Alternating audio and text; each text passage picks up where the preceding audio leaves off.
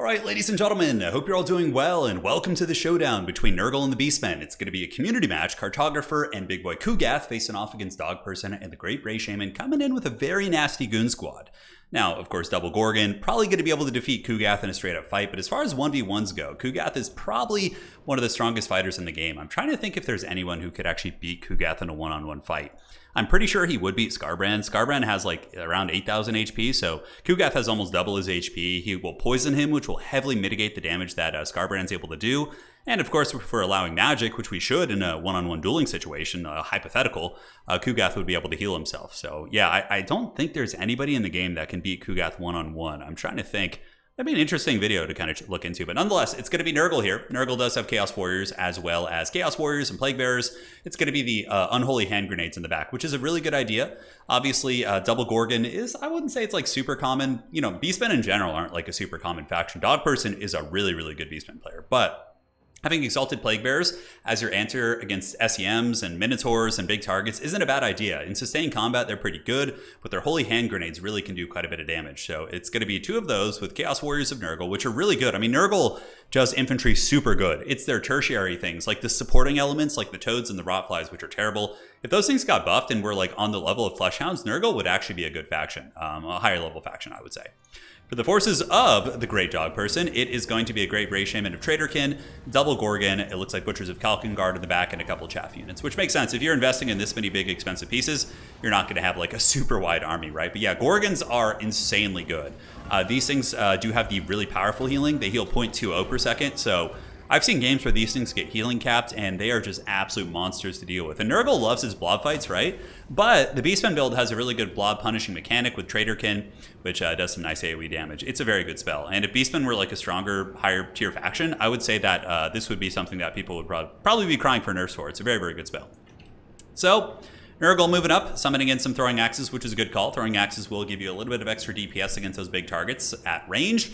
And yeah, Kugath is just probably going to be a raid boss, just sit there and Mortis Engine things down and take a beating from these big monsters. And, you know, Nurgle's going to need to get some good Holy Hand Grenades and make sure that they don't waste the Unholy Hand Grenades onto the infantry units. They really, really need to make sure that they're targeting the Minotaurs, which would probably be a good first target. And here comes the Gorgons. It is time. It is the big monster fight. It's going to be Big Chungus Kugath doing some his karate kicks from his chair there. Throwing Axes getting in, and the Beastmen, you know, going to be super happy about this. We do see a Traitorkin going down, immediately doing big damage, and Kugath's getting pounded pretty hard by the Double Gorgon. Those things doing work. I mean, it's not just them too. There's also the Bray Shaman, there's a Wargore in there, the Butchers of Kalkengard, and we can see Kugath popping Plague Father's Oration and is like, I want out of here, I don't want any of this. And here comes the Unholy Hand Grenades. What kind of damage are we going to be seeing? And Kugath going to be dropping a fat heal. Of course, Fleshy Abundance is an amazing heal. It's a lot of HP. So yeah, Kugath just turns in fights right now. Throwing Axes getting a decent concave of fire, and the Unholy Hand Grenades not doing a bad job.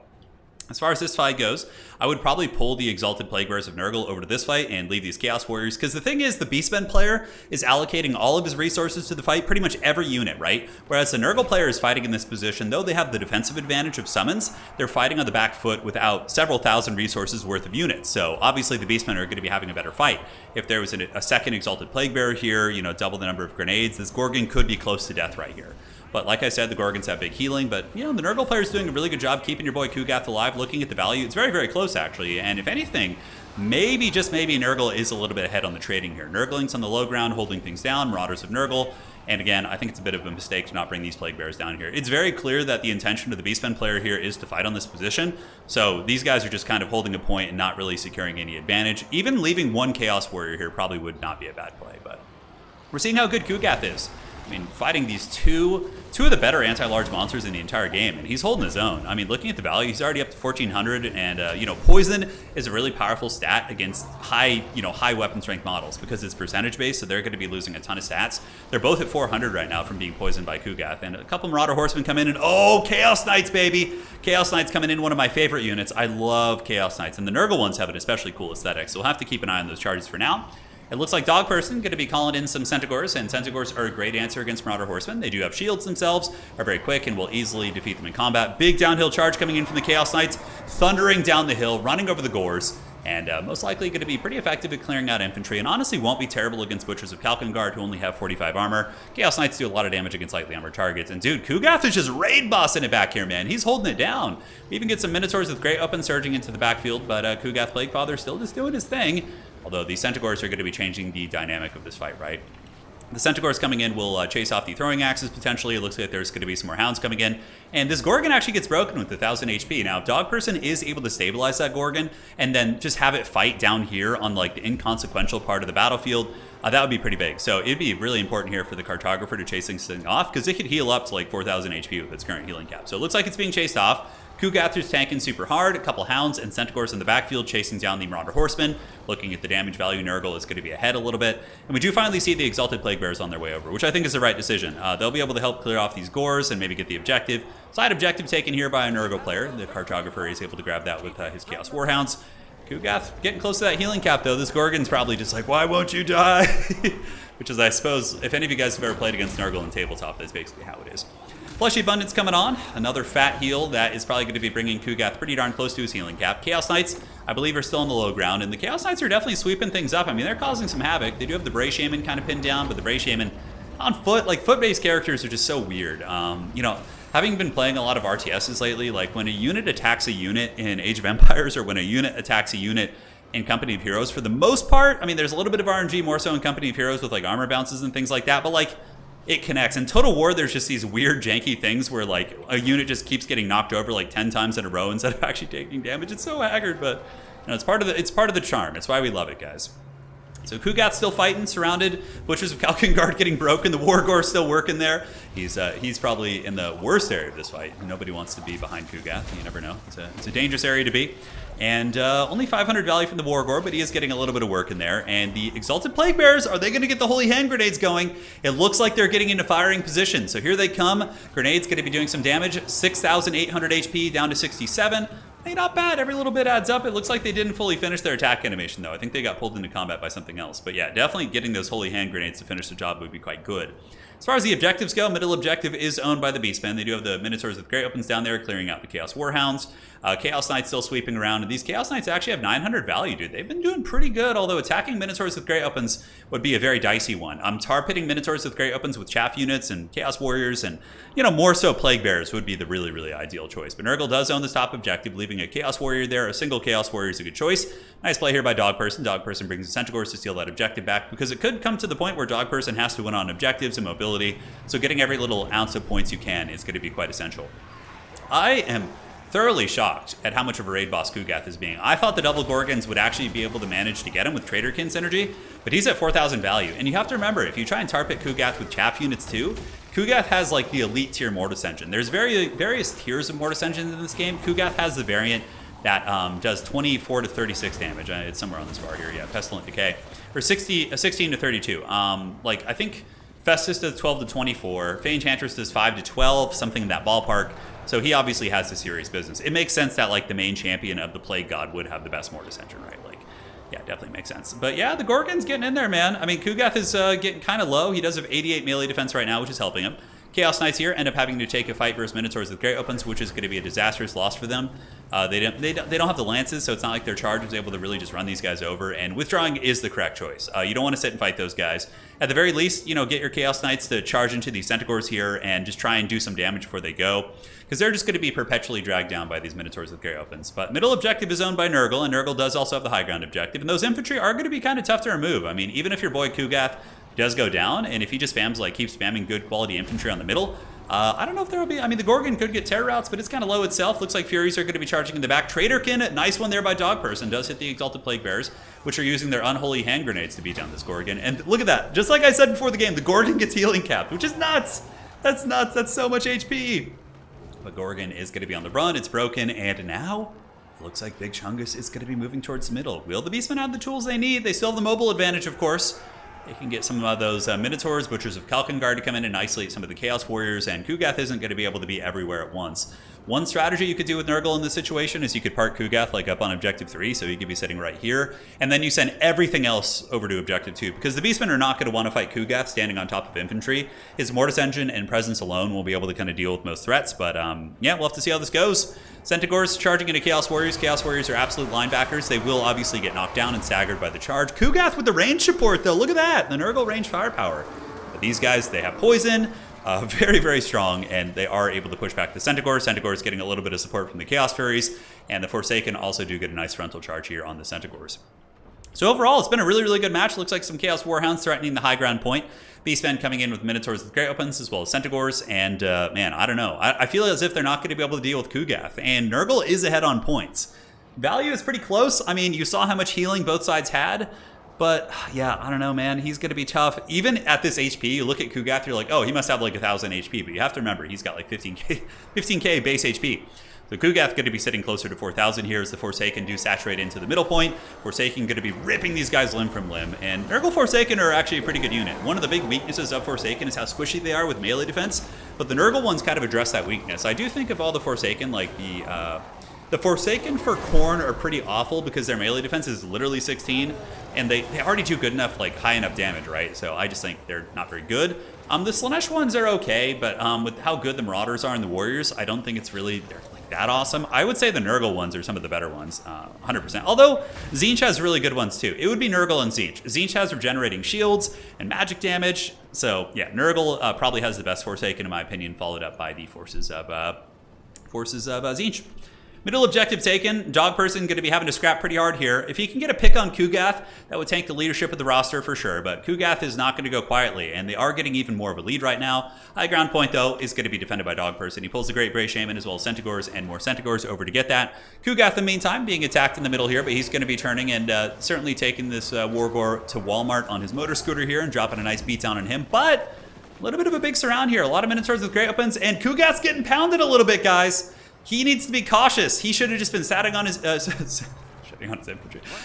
infantry. But he's down to 1,100 HP, and you do not want to lose Kugath. That would be pretty rough. Mortis Engine doing a little bit of work, but obviously doesn't do much against these kind of lower model count units. And the Beastmen going to be coming in for a big surround, and Kugath gets thrown. Oh, man. That's going to give the Beastmen a big avenue back into this game. Granted, yeah, we're not going to be seeing a Kugath resummon, but there are a lot of Nurgle infantry coming out. We do also have Toads of Nurgle coming out. Interesting.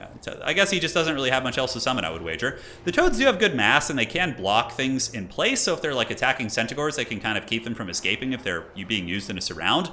But overall, Plague Toads are just going to be super weak against Minotaurs with Great Opens, right? Here comes the Minotaurs, getting a big charge into the Toads, and Beastmen might be able to pull this game back. A huge Traderkin right there is going to be big value. Looking at the value on this guy so far, 1830, 1854, you can see the value climbing as it hits the entire Nurgle army, but obviously the Nurgle army is it's good at one thing, and this is it, just standing and fighting in a blob.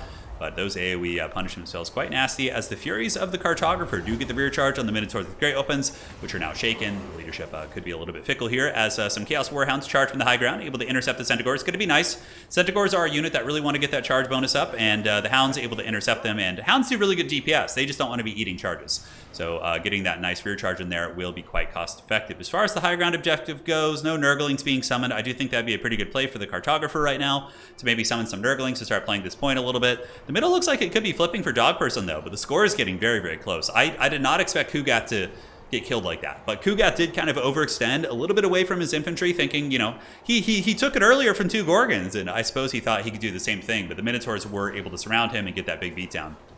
Toads being pretty terrible. Obviously, there's not a lot of infantry for them to fight. The one thing they're okay against is lightly armored infantry, and it looks like there's going to be some more witchcraft going down here.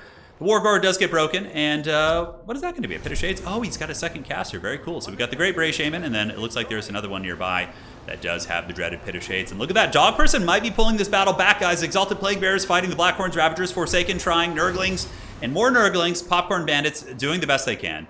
High ground objective being very, very firmly held. It looks like there's 2 Nurglings here, but Nurgle definitely should have gone for this objective a little bit sooner. That would be a very, very strong play because the Beastmen are pretty much all in on trying to win the middle, right? So if you had something up there, I don't think they would have had the tools to maybe deal with that. Nurgle Marauder Horsemen could turn around and defeat these Chaos Warhounds. They have really high melee defense at 33, and Hounds have terrible melee defense, so it doesn't really matter that they have terrible melee attack, but they are going to be running up towards the objective, and Nurgle does have this 1 point. They might be able to just Helm's Deep on this. It's pretty darn close. I think that the Beastmen would just barely get it on 2 right now, but it's too late at night for my brain to do math. Sorry, guys. It's not going to happen. Hound's getting broken. The Beastmen army's in tatters, though, man. Oh, my God. Look at this. Like, everything is just on death's bed. Minotaurs here have 10 models. A full health unit of Centaurs is quite nice. This objective is going to be incredibly tough to deal with. I mean, a full health unit of Chaos Warriors for all this, I would imagine his Winds of Magic is going to be pretty low as well. These guys should just turn and fight right now. These Hounds would just break, 100%. Curse of the Slug going down. A little bit of a misplay there. Curse of the Slug should have been used on some of the units down here to keep them from getting to the high ground to allow you to capture this a little bit better. Popcorn Bandits are heading over here, and with the Popcorn Ninjas heading to the high ground objective here, I think that will put the Beastmen in a triple cap situation, because they're going to flip the objective pretty soon. And are these dual-wielding Minotaurs? Good unit priority here by Dog Person. And having played Company of Heroes 3, it really kind of has shown me the importance of summoning out the right units to deal with the right threats, and it's very much the same in Domination, right? So Butchers of Kalkengard pretty much counter all these units. They'll butcher these Chaos Warriors, as the name would infer. It's still going to take time. Nurgle Chaos Warriors do have almost 50 melee defense, but they were born and bred for one purpose, and that was basically taking this point. So Nurgle fanning out on a couple objectives here. Dog Person could be heading to the high ground. We do see the throwing axes dragging down some of the Minotaurs with Gary opens. A little bit of a lapse in micro, gets them caught. Definitely should pull back and just park them behind the Nurglings and use their throwing weapons. We do see some Centaurs on route here, and the remnants of the Forsaken on the way up. Might not be bad. Might be able to kind of get a rear charge into the Centaurs. We'll have to see. Popcorn Bandits going to be char pitting the Minotaurs, and now the Minotaurs going to be taking those throwing axes, and it looks like the Nurglings going to be living their best life. But man, oh man, this is a close game. On the other side, we do see Nurglings being sacrificed. This is a pretty good idea. He's kind of just throwing Nurglings out to just take the beating to allow the Chaos Warriors to be like the last line of defense, which I think is a pretty darn good play. Now back here, are the Beastmen going to be able to get this one quick enough? We do get some more Warhounds being summoned in, but it looks like maybe they've been forgotten about. On the backside, we do have tactical reserves for both players. We got Hounds and some Marauder Horsemen, both of whom could probably chase one another off, depending on who gets the charge. But Nurgle is going to win on potentially one objective now. So the Beastmen would have to get a triple cap. And I simply don't think they have the time. Butchers of Kalkengard, with Chaos Warriors fighting them in the front, being rear charged by high DPS Furies with 36 melee attack against their light armor. I mean, these Butchers could potentially go down here. And that's a really, really nice play. Chaos Warriors going to be hiding back. Fury's charging in, but he opts to pull them away at the last second. In the middle, we do get some Exalted Plague Bearers fighting, and they might actually be able to start wrestling this point, which is pretty crazy. And it looks like the Beastmen are probably going to be running out of steam here, as Nurgle is able to hold on all fronts. A couple Forsaken units coming into the fourth quarter, giving a little bit of capture weight. Beastmen will flip this objective, but I don't think it's going to be in time. Although the other side, is there any hope for the Beastmen here? It does not look like it. Butchers of Kalkengard finally getting into the Chaos Warriors. Those Furies kind of looking about, seeing where they want to go. Middle objective starting to flip as well. And those tactical reserve Chaos Warhounds, if they were able to get to the middle, that objective might even flip as well. Centaurs coming in for the charge. Butchers of Kalkengard, the angry milk cows of Warhammer Fantasy, continue their best. Pretty cool. If I ever make a Beastman army, I'll definitely paint some of the RORs as they are in the game. Pretty cool stuff. But Butchers of Kalkengard looking like they're not going to get it quick enough. Too many Nurglings, too many little Popcorn Bandits. More Nurglings on the way in. Other objective is going to be flipped here. Looks like a couple Marauder Horsemen do come in to try and buy a little bit of time. But the Beastmen will flip that one. But I just simply think there's not enough time to get this one, as the Minotaurs aren't going to be able to cut through those infantry. Well played. What a great game. Back and forth. Like, I thought Nurgle had it in the bag, but then Kugath kind of got thrown a little bit, but then the Cartographer played the objectives very well. Dog Person did an awesome job scrapping back despite some early overextensions, and it just made for a great game. So hopefully you guys enjoyed that one. Now, for the value, Kugath. 5,500. Kugath is so good. Such a beast.